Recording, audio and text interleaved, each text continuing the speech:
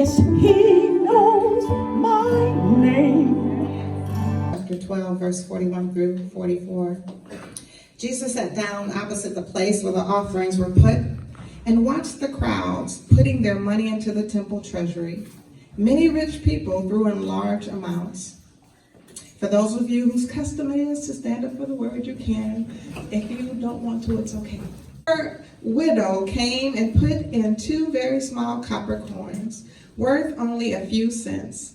Calling his disciples to him, Jesus said, "Truly I tell you, this poor widow has put more into the treasury than all the others. They all gave out of their wealth, but she, out of her poverty, put in everything, all she had to live on." Say her name, you're going to have the WW effect. See, in the text, this narrative indeed happens during Holy Week, and I feel that that's kind of like coincidental as we're approaching Holy Week, right? And in the background of the text, this treasury was actually held in the court of women. And what am I looking at? I'm looking at a court of women in front of me. I'm telling you, we hitting on something already. But what I believe that we are each entrusted as women, we are entrusted with the valuable things. See, we don't know this widow's story. We don't know how long she had been a widower. We don't know if she had any children, if she in fact was raising her grandchildren. We don't know that. But I can tell you that she was a woman who had to wail. She had a moment of wailing. She had a moment of weeping. She had a moment that she had to go through. And recognizing that her WWW effect is something that I hope that we walk away with. In the first instance, I believe that we have to watch. When we look at verse 41, Jesus is always watching. What offering will you bring to Jesus? Jesus is indeed expecting you to give something. How many of us have rationed off what we are willing to give to the Lord? How much of your heart have you carved out for God?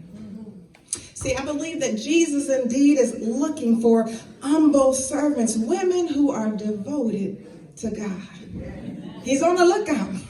He's on the watch. So the question is, will you be one of those women?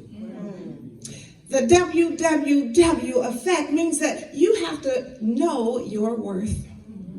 Can I say that again? Especially for women, you need to know your worth. This is, again, I believe, so important for us women to hear, because so often we diminish our capabilities. So often we try to belittle who we are. So often our self-esteem is not as high as it should be, and so we walk around in a sense of woe is me. We walk around with a mentality that does not know that we are fearfully and wonderfully made, and marvelous are your works, oh God. Fearfully and wonderfully made, and marvelous are your works, oh God. That means that when you look in the mirror, you need to know that you are enough. Can I say that again? Yes. When you look at yourself, you need to hear and know that you are enough. Verse 44 says, out of her poverty, she put in everything, all she had to live on. Now, what I can appreciate about this is that regardless of her socioeconomic status, that did not define her worth. So you need to quit equating who you are based on what's in your checking account. You need to understand that I said you are fearfully and wonderfully made. You are a royal priesthood because God has said that's who you are. That WWW effect, she understood what her worth was. And whether or not she only had a dime in her pocket, she knew that she was rich in love, hallelujah, that she was rich in peace, hallelujah, that she was rich in joy, that she was rich in kindness. She understood her wealth because she knew that this joy that I have, the world didn't give it to me, and the world can't take it away. She understood who she was because she understood she was a child of God. I think you need to understand that God is always able and willing to do that exponential multiplier. Didn't he feed more than 5,000? 5,000? Now look, if for those of you math people in the room, the calculation means that it was 5,000 men besides women and children. Now every man in those days was married and they had more than a 2.5 kids, right? So, if we were to even throw a number together, that would be almost 24,000 people that Jesus fed with what? I'm willing to say, I serve an abundant God. Hallelujah. I serve a big God. I don't serve a God of scarcity. So even if it looks like that I ain't got nothing going on, you don't know how big my God is. So you need to know that when we talk about the weight, you like an elephant.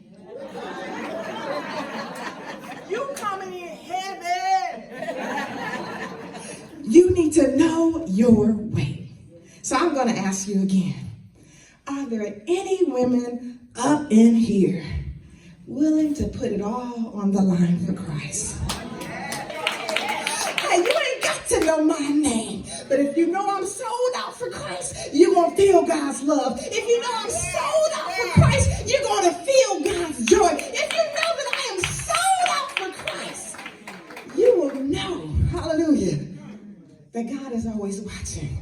The good news is that this widow's mite is an invitation to each one of us to say her name. Yes, he knows my name.